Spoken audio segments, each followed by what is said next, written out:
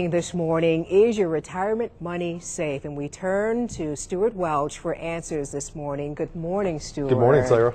Let's talk about this. With the ups and downs of the stock market, a lot of people pretty much don't know what to do, what to think.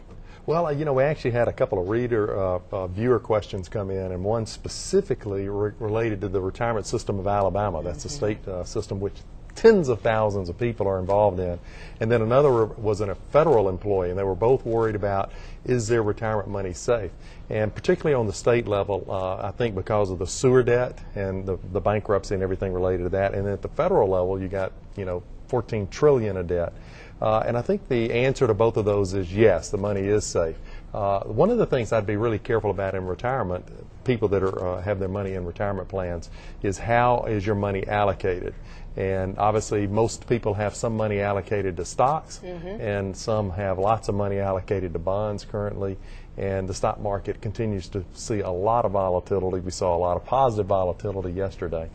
And so I think it's really paying attention to how your money is invested, and realize that, and this is just my opinion, but I think on the fixed income side, the bonds, that's pretty much played out. It's been a bull market in bonds for the last decade, and interest rates have been pushed really, really low. There's probably not much opportunity there going forward, but when you look on the stock side, that's probably where the opportunity is, but it's also where the volatility is. So you got to be willing to put up with the volatility to get the gains you're going to get down the road. So you're saying stay the course pretty much, but I mean, is there anything else that people should be doing?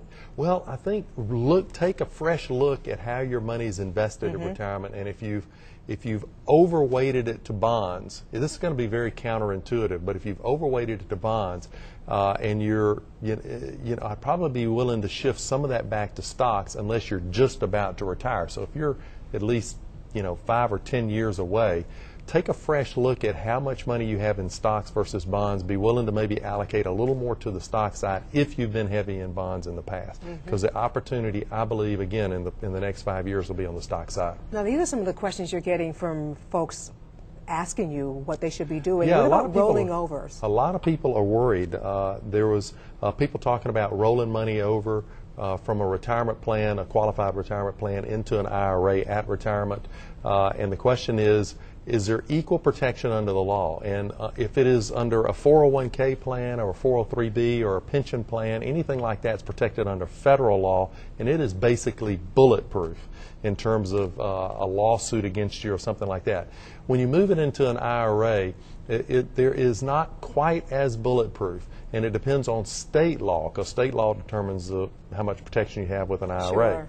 They did pass a federal law in 2005 that protects up to $1 million in IRAs if you file bankruptcy. However, if you don't file bankruptcy, then you have to go to state law. And in Alabama, it appears, I spoke with a bankruptcy attorney, it appears that IRAs are protected. It's not certain that Roth IRAs are protected. There's so much to sort out. Of course, Stuart, I'm sure you would tell people to seek out a financial planner to get to the bottom of this, to sort all of it out. We are out of time. Thanks so much for joining us this morning. Thank you, sir. Appreciate that, but you need somebody to help you get through all that. All right.